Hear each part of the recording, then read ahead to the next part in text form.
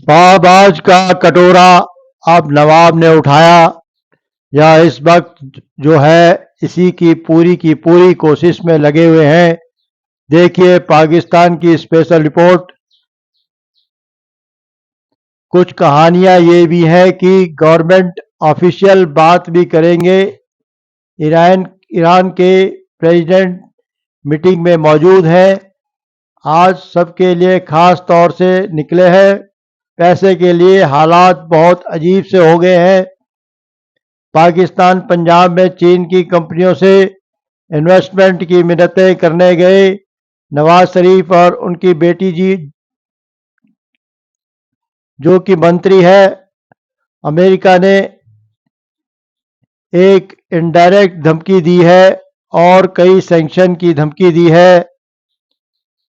Iran राष्ट्रपति इब्राहिम पिछले 3 दिनों से पाकिस्तान में थे। ये इस वक्त जो है इसी की पूरी कोशिश में लगे हुए हैं। देखिए पाकिस्तान से स्पेशल रिपोर्ट।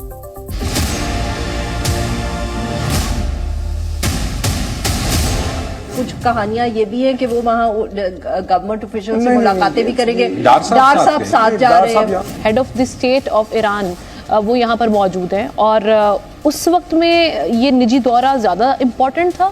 जिस स्पीड के साथ निकले सारे लोग पैसे के लिए, खासकर हालात बड़े अजीब से हैं। चीन से उनका क्या ताल्लुक जाती विजिट का?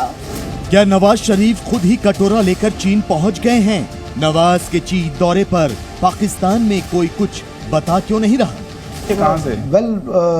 एग्जैक्ट नहीं पता, लेकिन ये बताया गया है कि जी उनको इनविटेशंस आए हैं और वो खुसूसी इनविटेशन के ऊपर ही वो जा रहे हैं, कोई बिन बुलाए नहीं जा रहे। इस्लामाबाद में जितने मुंह उतनी बातें सुनाई दे रही हैं। कोई कह रहा है कि नवाज अपना मेडिकल चेकअप कराने गए हैं, तो कुछ इसे पर्सनल ट्रिप बता रहे हैं। दावे ये भी हैं कि नवाज पाकिस्तान पंजाब में चीन की कंपनियों से इन्वेस्टमेंट की मिन्नतें करने गए हैं। नवाज शरीफ की बेटी पाकिस्तानी पंजाब की चीफ मिनिस्टर हैं। मियां साहब का चाइना चले जाना, डार साहब को साथ लेके, जो उनके रिश्तेदार हैं, समधी हैं, लगता है फैमिली ट्रिप है। कुछ कहते हैं लोग इलाज कराने गए हैं, कुछ कहते हैं कि कुछ पैसों का बंदोबस्त करने गए हैं। खैर पैसे भी इलाज ही है, पैसा आ जाए वैसे सेहत वैसे ही ठीक हो जाती है।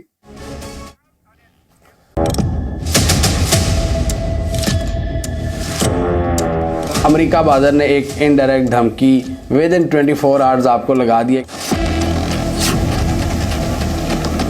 यानी अमेरिका पाकिस्तान को मशवरा दे रहा है कि आपके ऊपर पाबंदियां लग सकती हैं। सारी अरब दुनिया ही अब पाकिस्तान को कह रही है कि कश्मीर भूल जाओ और कारोबार की बात करो। दोस्तों, पाकिस्तान अपने मुल्क में कोई भी फैसला करने से पहले या तो अमेरिका से पूछता है या फिर चीन की इजाजत लेता है। शहबाज शरीफ ने एक बार फिर ऐसा नहीं किया और इस बार गलती जो है पाकिस्तान को भुगतना पड़ा, क्योंकि पाबंदियों का खतरा आ रहा है। पिछले 3 देशों से ईरान राष्ट्रपति इब्राहिम रईसी पाकिस्तान पिछले 3 दिनों से दोस्तों पाकिस्तान के दौरे पर थे। पाकिस्तान ने ईरान के साथ मिलकर बिजनेस का प्लान बनाया था। शहबाज ने बड़े बड़े दावे किए थे, ऐसा लगा मानो ये दोनों देश मिलकर बड़ी ताकत के रूप में मर्ज होंगे। हालांकि पाकिस्तान ने प्लान बनाने से पहले यूनाइटेड स्टेट्स अमेरिका से नहीं पूछा। यही गलती हो गई दोस्तों, और अमेरिका ने जो कहा उसे सुनकर इस्लामाबाद में इमरजेंसी वाली हालत हो गई।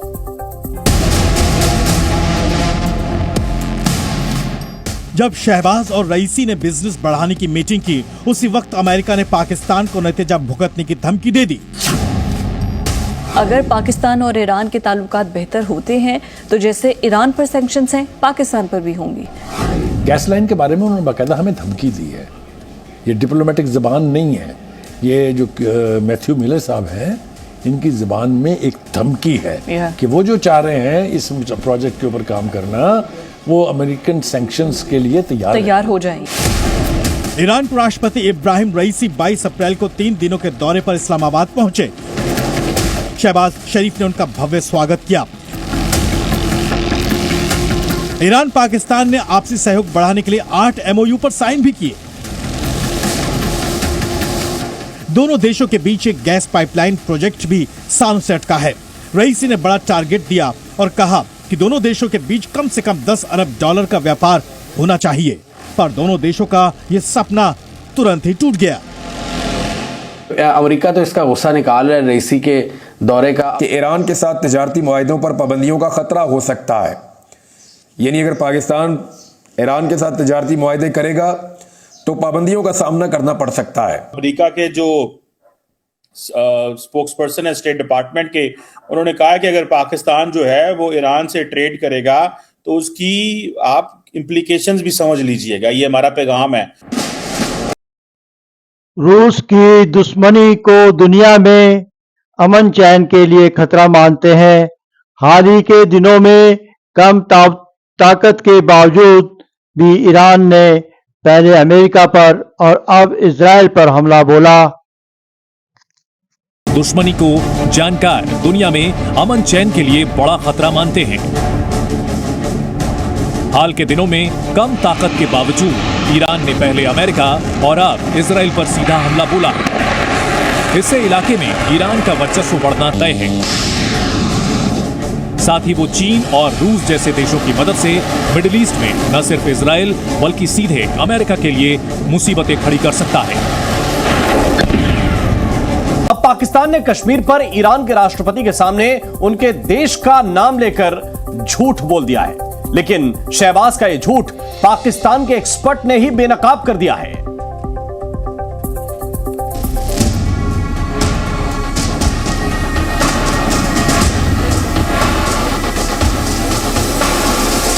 मैं आपका और ईरान के अवाम का शुक्रिया अदा करता हूं कि आपने हमेशा कश्मीरियों के लिए आवाज उठाई।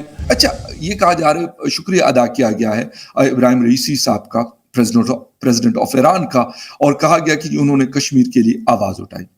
अब मुझे एक बात बहुत हैरान करती है कि कश्मीर के लिए आवाज उठाई गई। पाकिस्तान हमेशा कश्मीर के बारे में अनर्गल बातें करता है, उसने वहाँ फिर से उसको रेज किया, जैसे गाजा और उन सब के बारे में, और लेकिन राष्ट्रपति रईसी ने इस बारे में कोई कमेंट नहीं किया। ये सबको जाहिर है। दुनिया भर की आंखों की किरकिरी बने मुल्क ईरान के राष्ट्रपति इब्राहिम रईसी जब इस्लामाबाद पहुंचे तो एयरपोर्ट से लेकर जहां जहां वो गए, शहबाज शरीफ ने रेड कारपेट बिछवा दी।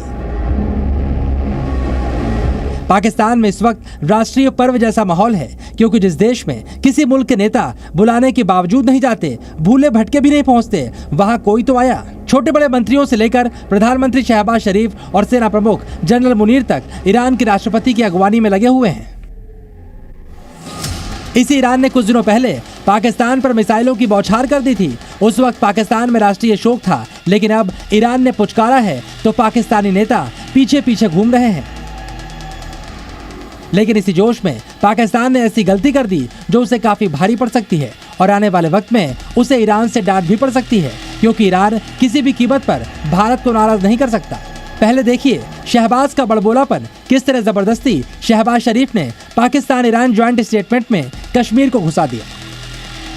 मैं आपका और ईरान के अवाम का शुक्रिया अदा करता हूं कि आपने हमेशा कश्मीरियों के लिए आवाज़ उठाई, और इंशाअल्लाह मैं समझता हूं कि वो दिन आएगा जब कश्मीरियों को भी उनके हकूक मिलेंगे। शहबाज शरीफ इससे पहले भी दुनिया में कई बार अपने मुल्क की बेइज्जती करवा चुके हैं। एक बार फिर से पाकिस्तान की भद्द पिटवाने के लिए शहबाज शरीफ तैयार हैं। ध्यान से देखिए, जब शहबाज कश्मीर पर झूठ बोल रहे थे तो इब्राहिम रईसी किस तरह उनको घूर कर देख रहे थे। जाहिर सी बात है पाकिस्तान के एक्सपर्ट को भी ये बात नहीं पच रही, क्योंकि इजराइल कभी भी ईरान पर हमला कर सकता है। टारगेट क्या है, कौन सी जगह है, ईरान में कहां यह ईरान का नक्शा ईरान में बताया जा रहा है, जहां ईरान ने अपने परमाणु हथियार छुपाए हो सकते हैं। टारगेट करेंगे तो इन न्यूक्लियर वेपन्स को, और इसके लिए क्या तैयारी है, कैसे संभव होगा, यह बड़ी बात है। 13 अप्रैल की देर रात ईरान ने इजराइल पर हमला किया और 300 से ज़्यादा मिसाइल ईरान ने दागी थी। अब नेतन्याहू कभी भी ईरान के परमाणु ठिकानों पर हमला कर सकते हैं। इजराइल में एक के बाद एक 5 और कैबिनेट बैठक हो चुकी हैं। इजराइल की बैठक में युद्ध के फैसले लिए जाते हैं, इसलिए बैठक में परमाणु ठिकाने पर हमले पर फैसला हुआ। हालांकि हमले के समय को लेकर बैठक में राय बटी हुई थी कि कब ईरान पर अटैक करना है। इजराइल किसी भी समय ईरान पर अटैक कर सकता है। ईरान पर हमले का प्लान फाइनल कर दिया है। अब आइए आपको बताऊं कि नेतन्याहू का टारगेट कौन सी जगह है, ईरान में कहां कहां हो सकते हैं ईरान के परमाणु हथियार, वो देखिए जरा। ये ईरान का नक्शा है।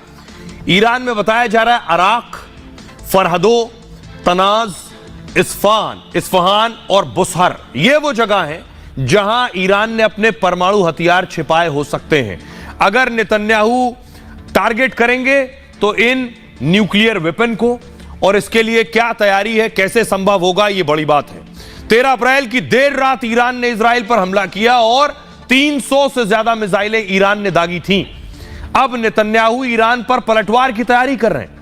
दावा है कि ईरान के परमाणु ठिकानों पर हमला कर सकते हैं। इजराइल में एक के बाद एक 5 वॉर कैबिनेट बैठक हो चुकी है। इजराइल में वॉर कैबिनेट की बैठक में युद्ध के फैसले लिए जाते हैं।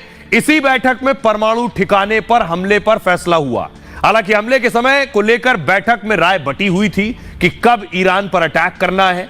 इजराइल किसी भी समय ईरान पर अटैक कर सकता है। दावा है कि हमले के डर से ईरान ने परमाणु ठिकानों पर ताला लगा दिया। इजरायली हमले को लेकर अंतर्राष्ट्रीय परमाणु ऊर्जा एजेंसी अलर्ट पर है। अमेरिका ने भी साफ तौर पर इजराइल को अटैक से मना किया है। हालांकि परमाणु ठिकानों पर पहले भी कार्रवाई कर चुका है। 1981 में अमेरिकी विरोध के बाद भी इजराइल ने परमाणु ठिकानों पर हमला किया। यह हमला इराक में सद्दाम हुसैन के परमाणु ठिकानों पर किया गया। 2018 में भी सीरिया में परमाणु रिएक्टर पर भी सीक्रेट हमला किया गया था। ईरान के परमाणु कार्यक्रम को इजराइल अपने अस्तित्व का खतरा मानता है। 2010 में ईरान ने अपने परमाणु वैज्ञानिकों की हत्या का आरोप इजराइल पर लगाया था। अब आशंका है कि इजराइल ईरानी परमाणु ठिकानों पर हमला कर सकता है। सुनिए जरा डिफेंस एक्सपर्ट टीपी त्यागी साहब क्या कह रहे हैं कि ईरान के पास परमाणु हथियार है या नहीं, या दुनिया नहीं जानती है, और अगर जानती है तो कैसे होगा उसका खात्मा। ईरान या तो बम बना चुका है या बनाने के बिल्कुल नजदीक है। ईरान के 5 न्यूक्लियर प्लांट है, एक चाइना का है, एक रशिया का है, 3 ईरान के हैं। इजराइल को इनकी लोकेशन पता है, इनके कोऑर्डिनेट्स इजराइल के पास उपलब्ध है। इजराइल इनके ऊपर हमला करने की क्षमता रखता है, लेकिन लगता नहीं कि इजराइल ईरान की न्यूक्लियर फैसिलिटी पे हमला करेगा। कारण पहला, अमेरिका ने इजराइल के रिटेलिएशन का साथ देने के लिए साफ साफ मना कर दिया है। दूसरा, रशिया का इंटरवेंशन की प्रोबेबिलिटी बेइंतहा बढ़ जाएगी। बहरहाल ये भारत की बात है, मैं इतना ही। आप उसी तरह का पैटर्न है। तो आपने देख लिया पाकिस्तान का रोना। आइए खबरों में आगे बढ़ते हैं। अब इजराइल के बदले की बात। ईरान ने इजराइल पर हमला किया। नेतन्याहू ने कई बैठकें कर ली हैं वॉर कैबिनेट की। अब तैयारी है ईरान पर हमले करने की। ईरान में क्या हमला करेगा? दरअसल ईरान के पास जो परमाणु हथियार है उसकी कोशिश है इजराइल की कि ईरान के पास अगर परमाणु है या नहीं, दुनिया को नहीं पता। ईरान छिपा कर यह सब काम करता है। अगर परमाणु है ईरान के पास तो उसके परमाणु खत्म करना है नेतन्याहू का टारगेट। रिपोर्ट देखिए।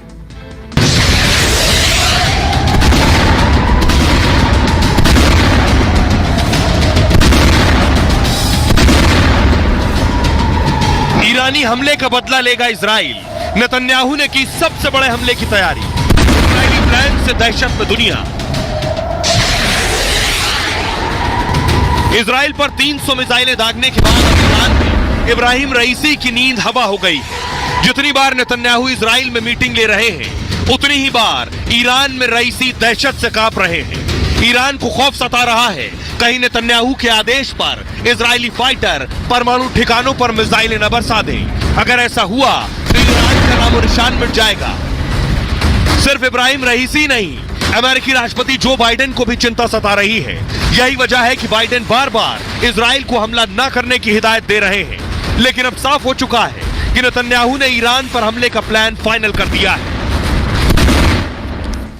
अब आइए आपको बताऊं कि नेतन्याहू का टारगेट कौन सी जगह है, ईरान में कहां कहां हो सकते हैं ईरान के परमाणु हथियार, वो देखिए जरा। ये ईरान का खर्चा।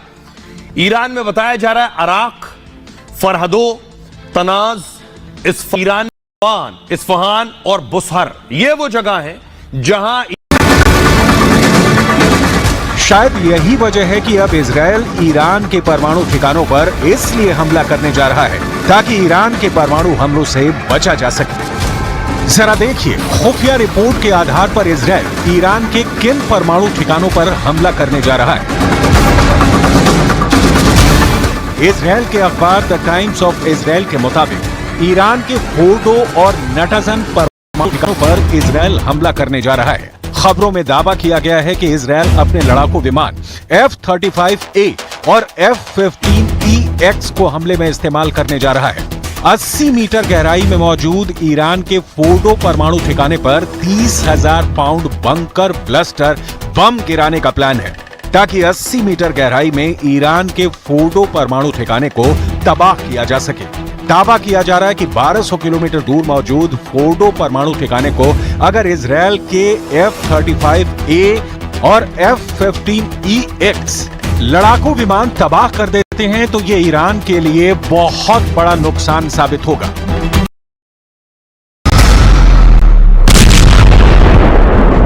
परमाणु युद्ध, ईरान मरेगा या फिर मारेगा?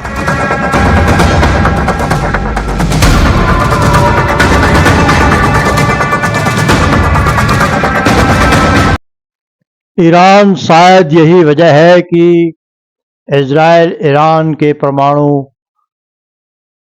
ठिकानों पर इसलिए हमला करने जा रहा है ताकि उसके परमाणु हमलों से बचा जा सके। जरा देखिए रिपोर्ट किस आधार पर इजरायल ईरान के परमाणु ठिकानों पर हमला करने जा रहा है। सऊदी अरेबिया, ओमान, यूएई जैसे देश है और ओमान ईरान के बीच का इलाका है स्ट्रेट ऑफ हॉर्मुज। इसका सबसे नियर इलाका दोस्तों मात्र 39 किलोमीटर चौड़ा है, जो संक्राइस का इलाका है। ये जगह बहुत महत्वपूर्ण है दोस्तों। यहां से लगभग जो जहाज जाते हैं वो 17 मिलियन बैरल तेल प्रतिदिन लेकर जाते हैं। यहां से 17 मिलियन दोस्तों बैरल तेल जो है वो प्रतिदिन गुजरता है। यहां पर ईरान की मिसाइलें, ड्रोन तैनात है। दुनिया को यह आशंका है कि ईरान कभी भी ये समुद्री रास्ता बंद कर सकता है, मतलब स्ट्रेट ऑफ हॉर्मुज क्लोज हो सकता है। हालांकि ईरान कह चुका है कि स्ट्रेट ऑफ हॉर्मुज बंद नहीं होगा, ये भरोसा ईरान दे रहा है, लेकिन दोस्तों ये भरोसा युद्ध के समय नहीं चलता है। 13 अप्रैल को हुए ईरान के हमले के बाद से ही इजरायल ईरान से बदला लेने को बेताब है और इसके लिए इजरायली सेना ने अपनी तैयारी को भी तेज कर दिया है। लेकिन अमेरिका समेत कई पश्चिमी देश इजरायल को ईरान पर कार्रवाई करने से रोक रहे हैं। अमेरिकी राष्ट्रपति जो बाइडेन ने बेंजामिन नेतन्याहू को साफ कह दिया है कि अगर ईरान पर हमला होता है तो अमेरिका इसमें इजरायल की मदद नहीं करेगा। वहीं जर्मनी और ब्रिटेन ने भी इजरायल को ईरान के साथ युद्ध न करने की सलाह दी है। जर्मनी और ब्रिटेन के विदेश मंत्रियों ने प्रधानमंत्री नेतन्याहू से मुलाकात कर कहा कि इजरायल की ईरान के खिलाफ कोई भी कार्रवाई मिडिल ईस्ट को बड़े युद्ध की तरफ ले जा सकती है। वहीं इजरायली वॉर और सुरक्षा कैबिनेट की बैठक के बाद प्रधानमंत्री नेतन्याहू ने साफ कर दिया है कि सहयोगी देशों की सलाह चाहे जो भी हो, इजरायल किसी दबाव के आगे नहीं झुकेगा और ईरान पर हमला कब करना है इसका फैसला खुद लेगा। יש להם גם כל מיני הצעות ועצות, אני מעריך את זה, אבל אני רוצה להבהיר שאת ההחלטות שלנו אנחנו נקבל בעצמנו, ומדינת ישראל תעשה כל מה שצריך כדי להגן על עצמה। वहीं इजरायल की हिब्रू यूनिवर्सिटी की एक ओपिनियन पोल के मुताबिक 74% लोगों का मानना है कि अगर इजरायल के सहयोगी देश तैयार नहीं है तो इजरायल को ईरान पर हमला नहीं करना चाहिए। 13 अप्रैल को इजरायल पर हमले के बाद ईरान की मुश्किलें और बढ़ने वाली हैं, क्योंकि यूरोपीय संघ ईरान पर कई और कड़े प्रतिबंध लगाने जा रहा है। यूरोपीय संघ ने पहले ही ईरान के खिलाफ कई प्रतिबंध लगा रखे हैं, जिनमें व्यापार, ट्रैवल और संपत्ति फ्रीज जैसे प्रतिबंध शामिल हैं और अब इसका दायरा और बढ़ाने की तैयारी की जा रही है। यूरोपीय संघ की बैठक में ईयू के नेताओं ने मध्य पूर्व में युद्ध रोकने और तनाव कम करने को लेकर चर्चा की। बैठक में शामिल सभी देशों ने सर्वसम्मति से ईरान पर प्रतिबंध लगाने पर सहमति जताई। C'è stato infatti un consenso unanime sulla volontà comunque di infliggere sanzioni a tutti coloro che danno droni e armi e missili a chi attacca Israele o a chi attacca le navi nel Mar Rosso, un po' come वहीं Belgium के प्रधानमंत्री Alexander डिक्रू ने Israel पर Iran के हमलों की निंदा की और ईरान के रेवोल्यूशनरी गार्ड कॉर्प्स के खिलाफ प्रतिबंध लगाने का समर्थन